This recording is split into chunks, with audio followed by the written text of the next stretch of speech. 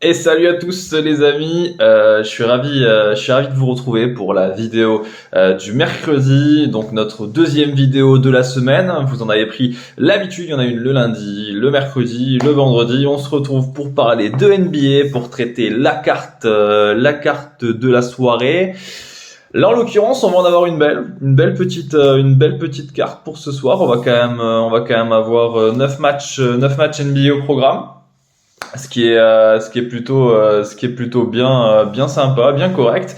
On a de quoi faire, on a de quoi parier, j'ai envie de vous dire, et j'ai trouvé un petit combiné qui me semble bien intéressant pour poursuivre la série actuelle. Enfin, en tout cas, moi, je trouve qu'il est plutôt pas mal, hein. Je le mettrai comme d'habitude en fin de vidéo. Je vous ai pris le screen, vous le verrez. Sinon, je l'ajoute dans les commentaires. C'est aussi simple que ça. Nous allons partir avec Winamax. Vous le verrez, c'est avec Wina que j'ai trouvé mon combiné de fin de vidéo. Wina qui vous propose un premier dépôt doublé immédiatement en privé sur Winamax jusqu'à 100 euros. Vous avez tout dans le descriptif qui est en dessous. Vous en avez l'habitude maintenant, les amis. Sans plus attendre, go pour la carte du jour.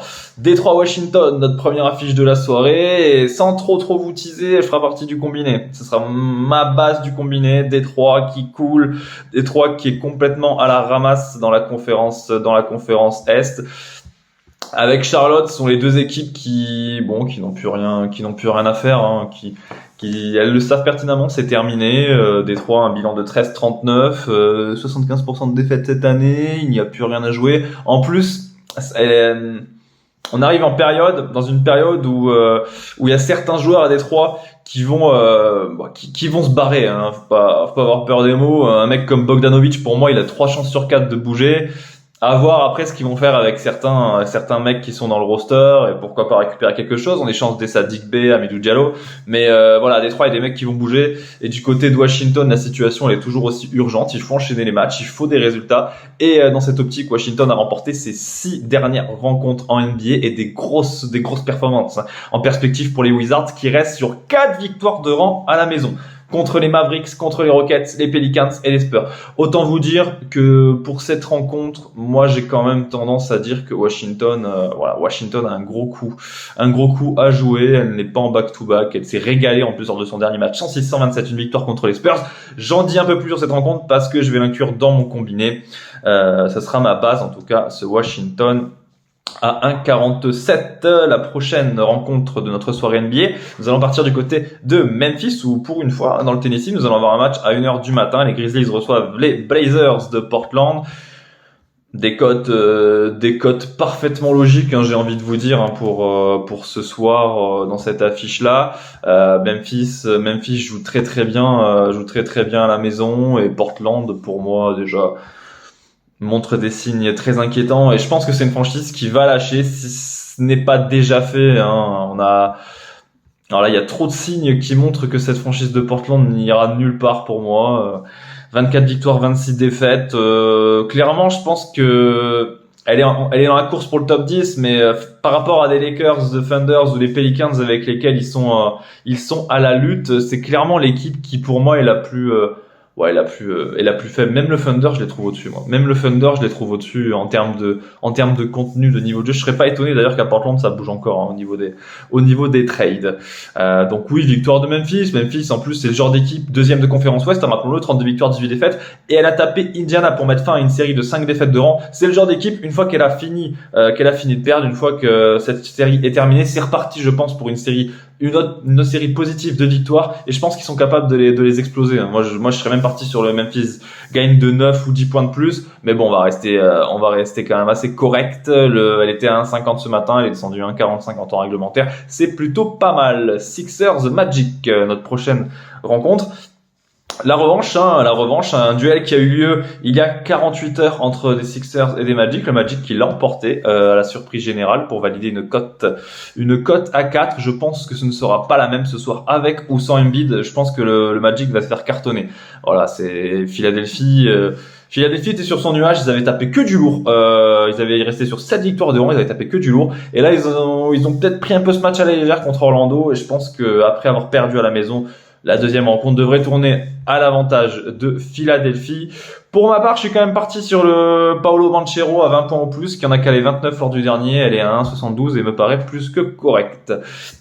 La prochaine affiche de notre soirée en NBA, ce sera Boston-Brooklyn. Et là, pour ma part, je suis parti sur la grosse surprise. Pourquoi ? Parce que Boston joue mal. Boston a remporté un seul de ses 4 derniers matchs. Et encore, c'était à l'arrache contre les Lakers dans un match un peu volé. Sinon, ça aurait fait 4 défaites de rang pour des Celtics qui jouent mal depuis la blessure de Marcus Smart. Là encore, c'est un joueur qui est pas le plus connu du côté de Boston, qui ne fait pas énormément parler de lui, mais il a une importance capitale, et surtout dans l'aspect défensif de cette équipe de Boston. Et là, en l'occurrence, Boston perd beaucoup de rencontres sans lui. Et au contraire de Brooklyn, qui reste sur 2 victoires, et on le sait, c'est particulier. Irving et Boston, ça ne fait pas bon ménage. Il y a des histoires, il y a un passif, et voilà, c'est pertinemment qu'en plus Irving n'a pas Durant. Alors là, le mec, il a tout pour exploser ce soir, faire un match à 40 points. Voilà, j'ai hésité à partir sur le Irving 35 points en plus, qui avait une sacrée cote, mais je suis parti sur la victoire de Brooklyn. Il faut bien tenter. Bien entendu, juste avant, je vous conseille Memphis, victoire de Memphis contre Portland à 50. Voilà, faut savoir gérer sa mise, honnêtement. Sur une cote à 3,90, mettre 2 euros, vous pouvez récupérer 6 euros, ça peut être pas mal. C'est surtout, voilà, c'est une grosse cote, mais à mettre sur une petite mise. Bien entendu, je vais pas vous dire de miser la même chose sur Brooklyn et sur Memphis, qui sont des cotes totalement différentes. La gestion de sa bankroll est très importante, bien entendu. La 5e affiche de notre soirée en NBA, Rockets Thunder. Voilà, je pense qu'il n'y a pas de suspense entre une équipe des Rockets qui sont 15e à l'Ouest, qui elle est certaine de finir 15e ou 14e. L'écart est trop conséquent déjà avec le 13e. Voilà, c'est des fins de saison pourries, il y a rien à espérer, au contraire du Thunder qui, elle, joue quelque chose encore cette année, qui est 11e de conférence Ouest et qui aura la motivation pour remporter cette rencontre. Je pense qu'il n'y aura pas de souci pour le Thunder ce soir. Une petite victoire du Thunder me paraît plus que convenable. Nous arrivons sur les 4 dernières affiches de la soirée. Minnesota, Golden State est la suivante. Bon, Golden State, pour moi, je l'ai mis dans la partie rédac. Je sais pas si vous regardez, de temps en temps. Je vous invite, en tout cas, à aller regarder les matchs. Voilà, c'est une équipe, on la connaît, ça carbure deuxième partie de saison, et là en l'occurrence ça joue très très bien, et en plus de ça, Golden State devient dangereuse en déplacement. Ils ont remporté leurs 2 derniers matchs en déplacement, et si on compte vraiment les 4 derniers, ils ont tapé Washington, ils ont fait prolongation perdue contre Boston, ils ont tapé Cleveland avec l'équipe bis, Cleveland qui est la meilleure équipe de l'NBA à la maison, et à l'est. Et le Thunder qui est passé à la trappe contre les Warriors, 120 à 128 il y a 48 heures.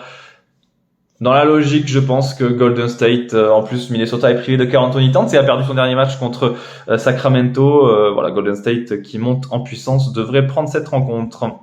San Antonio Spurs, Sacramento Kings, et une rencontre que les Kings doivent prendre. Ils sont 2e, 3e de conférence Ouest avec un bilan de 28 victoires pour 21 défaites. Derrière, tout le monde met la pression. Dallas, Golden State, Phoenix, Clippers, ils ont tous remporté leur dernier match. Sacramento doit en faire autant face à une franchise de San Antonio qui, au même titre que Houston, n'a plus rien à jouer, qui reste sur 6 défaites de rang, qui va finir 14e ou 15e. Voilà, Sacramento tous les jours doit le prendre, et vous pouvez rajouter le petit écart si vous le souhaitez.